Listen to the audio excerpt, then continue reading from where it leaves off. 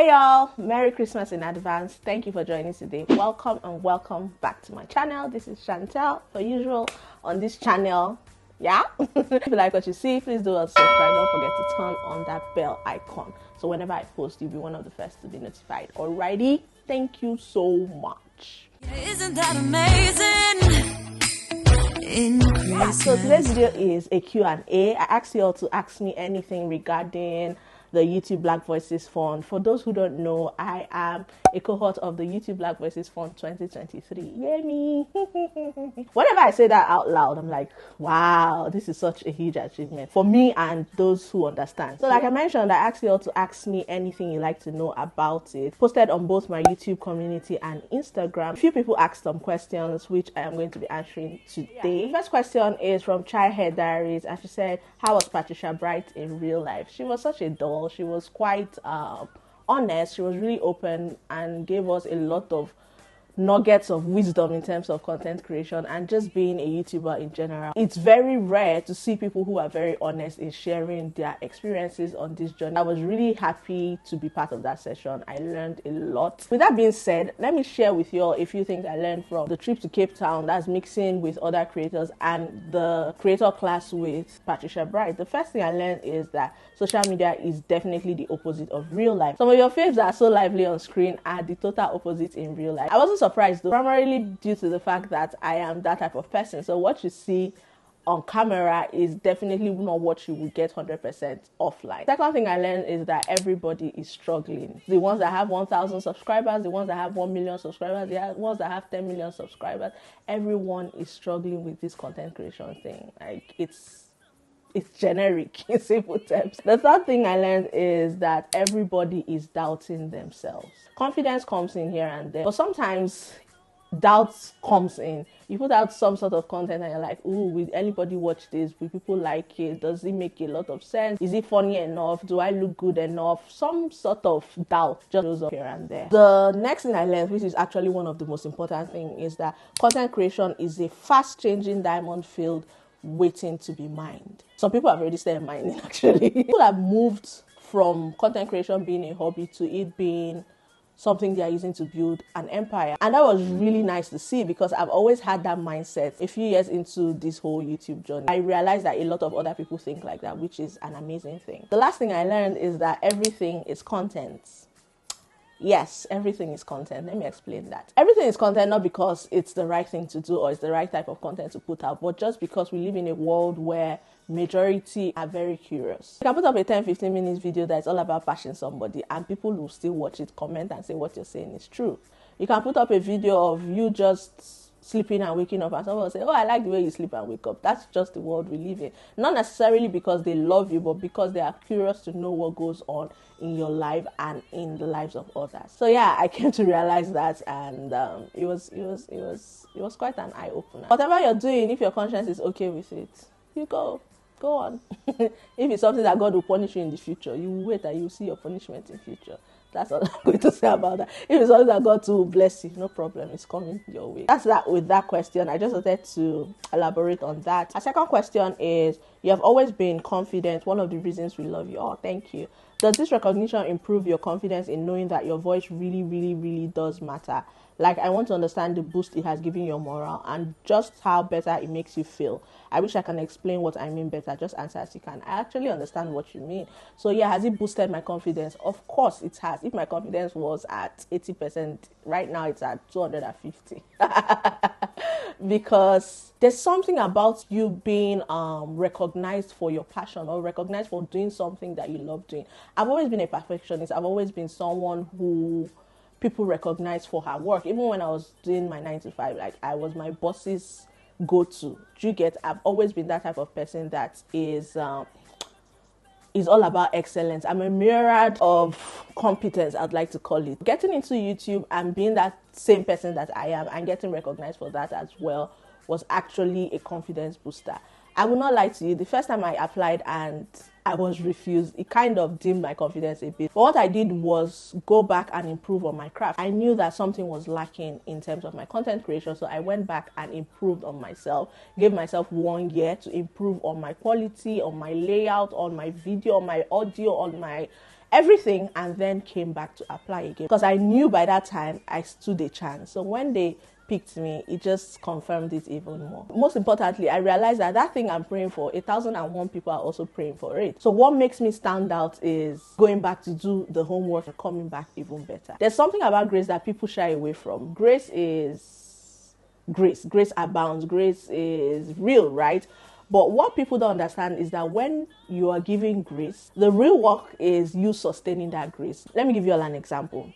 Let's say someone who is mad roaming on the streets, right? And then grace abounds and someone just comes and gives him a Range Rover. Do you think he can sustain a Range Rover? No, because he doesn't have that capacity to sustain that.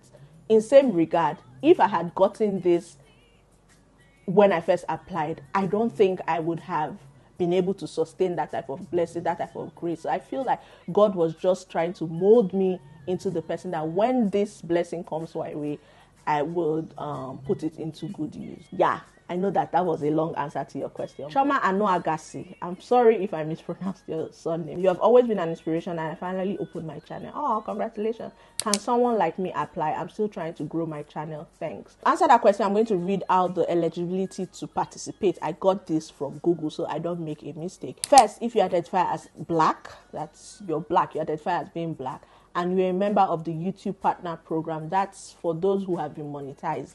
You've gotten to 1,000 subscribers, 4,000 watch hours as well. And you are located in any of our eligible markets. That is Brazil, Canada, Kenya, Nigeria, South Africa, United Kingdom, and United States. You can apply for the YouTube Black Voices Fund when it opens. They even send emails. Say you're still trying to grow your channel. I would advise that you continue working on that. When you get to the point where you can beat your chest and say, oh, I've done the work, then you can apply. Just my advice. You can take it or you can leave it. What new dream did this make you have? Childhood Diaries also asked. New dream. I would say it still has to do with content creation. I see this thing called content creation as a big deal. I want to improve on that. I want to even have tentacles in other spheres of content creation. Right now what I do is just the video part. So I want to do like an audio type of content creation and a lot of other things. I will reveal a lot of things next year that you'll be excited about. Yes, Chinrokoro asks, when people download your video and watch it offline, is it added to the number of views you get on that video? Yes, it does, as long as you do that within 48 hours of upload of that video. So whenever you come online, it just adds to my views. If ads show, it adds to my revenue as well. So thank you for asking that question, because I'm sure a lot of people have been wondering. Who is eligible for the franchise? Ruth of Crayons asks. I just mentioned that. I read that out. Would Cape Town be your honeymoon destination? Doreen One Khalid asked. No, not Cape Town. Cape Town is really beautiful though. So beautiful. Very beautiful. I can't even say that enough, but no, it's not my honeymoon destination. How can we apply for the fund and what are the requirements, please? So I mentioned the requirements already. You can refer back to that. Adeze Akubeze asked, how do you think you answered the questions differently this year? I applied this year but wasn't chosen. I would like to apply next year. Please share. Congrats again. I am cheering you on. Oh, thank you. It wasn't really much about how I answered the question, if I'm being honest. It's more about what I did at the back end in terms of improving on everything and anything that had to do with my channel. Keeping it specific, that's to answer your question. I would say this time I just kept my answers really short and straight to the point. I obviously cannot give you in details what I wrote because that's against the rule. That would be me giving you expo. Just know that I kept it short and simple, straight to the point. And like I mentioned, the most important thing was that I already did the groundwork and I tried to improve myself from the last time. So I'm sure they checked all of that and they're like, oh, this girl is she has tried. Akosua, Sewa, and Mayor. I hope I tried. Are you giving real funds, as in hard cash, as part of the packages? Yes, but there's a clause to it. YouTube will not just come and say, we have chosen you for YouTube Black Voices Fund.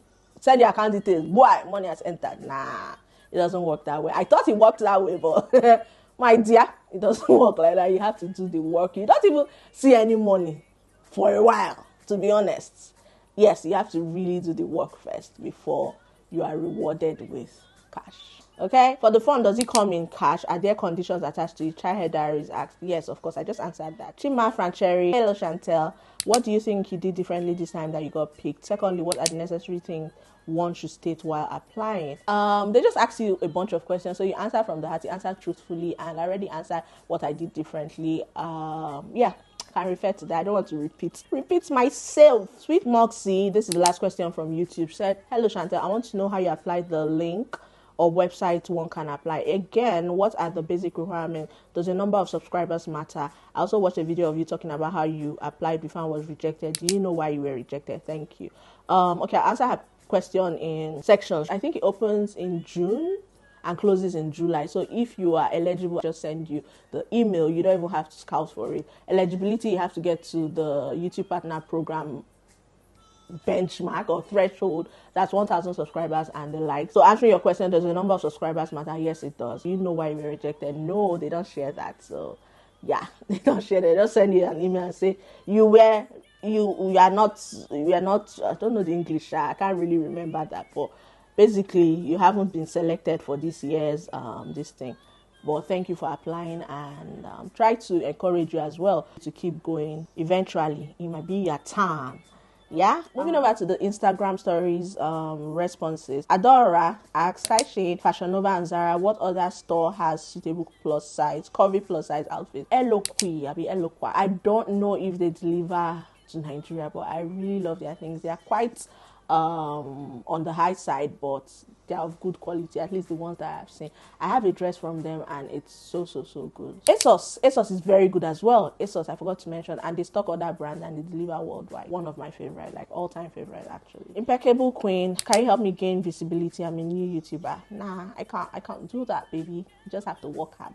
If I see that you are working hard, I will eventually share your video. I don't even think it does much these days, but at least it will give you a little bit more visibility. Even if people don't subscribe at the time, when they see your channel again, they're like, oh, I've seen this person from someone's community and all of that. I'm all about encouraging people that deserve it, so you have to be consistent and stuff. If my best friend starts a channel today, she knows that I'll tell her you have to be consistent and you have to do the work. Julie asks, what are the resources you receive if you are selected? First is you have a YouTube partner manager assigned to you for the duration of the program, the term of the program. You get the seed funding, that's the grant invested in the development of your channel. You get development sessions, access to exclusive sessions focused on production, community engagement, and your well-being. YouTube cares so much about their creators. Like, I've always been pro that. You also get a bunch of bespoke trainings, workshops, networking opportunities throughout the term. Next question is from Beauty Storm. She asks, how can you win? If I knew how to win, I would have won it the first time. I have no idea. I don't know. I know. And YouTube doesn't share that information, which I think is fair, to just give everyone a level playing ground. No one is getting preferential treatment or anything. You have to work for it. You have to earn it. I don't know how you can win the Black Voices Fund. The last question in this Q&A is from Port Harcourt Firstborn. How has the journey been from losing your job and doing YouTube full time? Also, how do you balance all? The journey has been bittersweet, but I would say leaning more towards the sweet side because I'm all about learning from every experience I've had in life. So losing my job, that period, I was down. I just felt like God had abandoned me. I just felt like nothing was working again. But I picked myself up and I kept pushing. And thankfully, I've always been this type of person that doesn't rely on one thing for source of income. I've mentioned it here before. I think I started that early on in uni. When I lost my job, I wasn't broke. I was broke because I just went on a trip. I was actually on a trip, living my baby girl life when I got the email. If I had found out before going, I would have curtailed my spending a bit, but that wasn't the case. So yeah, I just tried to pick myself up, try to sustain myself with what I had coming from my side businesses like buying and selling. Also in the UK, then I got some home things for my SME Home and Co, and I was selling those things. So that kind of sustained me in terms of finances. Then moving over to doing YouTube from part-time to full-time was a lot. I had to invest a lot of time. I had to be committed to it. I think I went from once a week to 3 times a week, and I was consistent. When you say someone was consistent, I was consistent. Some nights I would sleep around 1, 2 because I'm editing video for the next day. The sacrifices were huge. I don't even want to get into all of that, but I am happy that it has paid off eventually, and it's still going to pay off because better things are coming, huge things. What God has in store for me, eyes have not seen, neither have ears heard, but it will come to completion in the name of Jesus. How do you balance it all from your businesses to YouTube? For now, my businesses have kind of been on the low, not like I'm not doing things BTS. what I'm focused more on now is the content creation part, because if I'm being honest, that's really improved. Also my hair business, I've been doing things behind the scenes as well, but I've not just had the time to post, which is why next year I think I'm going to employ hands, even if it's just an editor to start with, someone that can just take that load off me. I'm a perfectionist. I don't know how I'm going to get through with that, but God will give me someone who at least will do 80% of some things that I like. And I will also teach the person how I like my things to be done. Balancing it has just been the grace of God. What has also helped me balance things out is the fact that I am a very planned and very structured and very scheduled type of person. So yeah, that's it with this Q&A. If it added value to you, please don't forget to subscribe, share it, leave a comment, and give it a thumbs up as well. Thank you all so much for watching, and to those who engaged, thank you. Double thank you. Major thank you to YouTube as well for the opportunity. Thank you to each and every one of you that sent in your congratulatory messages. And thank you to my support system, my family, my friends, my loved ones. They have just been amazing. I go to them for each and everything, and they don't deny me the advice that I need. It's just God that will bless all of them for me. Yeah, Merry Christmas in advance. I'll see y'all in my next video. Doesn't matter if the snow is falling or the